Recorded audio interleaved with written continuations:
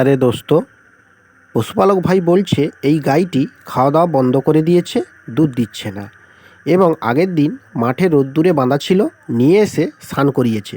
পশুপালক ভাইকে আরও জিজ্ঞাসা করলাম গাইটিকে কী খাওয়ানো হয়েছিল এবং কবে থেকে অসুস্থ।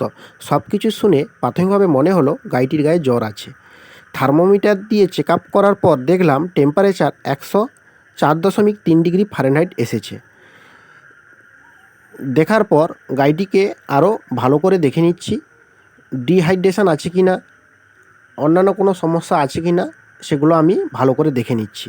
দেখে নেওয়ার পর অ্যান্টিবায়োটিক হিসেবে ইঞ্জেকশান এন্ড্রোফক্সাসিন 10 ml ইন্টারমাসকুলার দেব। ইঞ্জেকশানটি সিরিঞ্জে ভরার সময় আমরা হাওয়া বা বাতাস বের করে দেব যদি থাকে।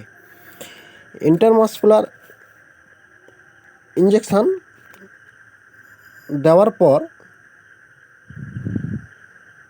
পর আমরা ভালো করে ম্যাসেজ করে দেব।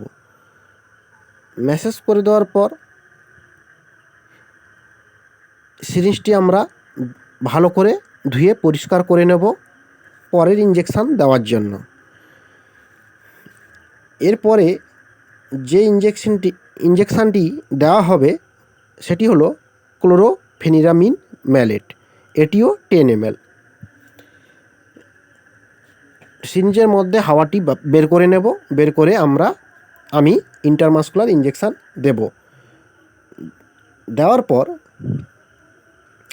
এরপরে যে ইঞ্জেকশানটি দেওয়া হবে ব্যথা বেদনা এবং তাপমাত্রার জন্য মেলোনেক্সিকাম অ্যান্ড প্যারাসিটামল 10 ml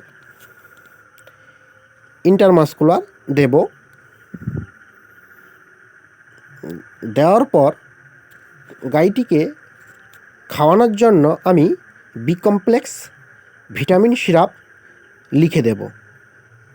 এখানে বি কমপ্লেক্স হিসেবে আমি লিপ 52 লিখেছি।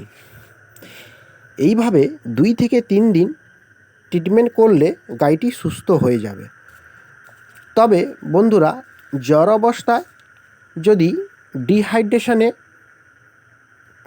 ভুগে বা ডিহাইড্রেশন থাকে তাহলে এখানে এনএস স্যালাইন বা ডিপ আমরা ব্যবহার করতে পারি। তবে এই ভিডিও দেখে বন্ধুরা কেউ ট্রিটমেন্ট করবেন না, এটি দেখানোর জন্য তৈরি করেছি। ভেটেরিনারি ডাক্তারের সাহায্যে ট্রিটমেন্ট করবেন।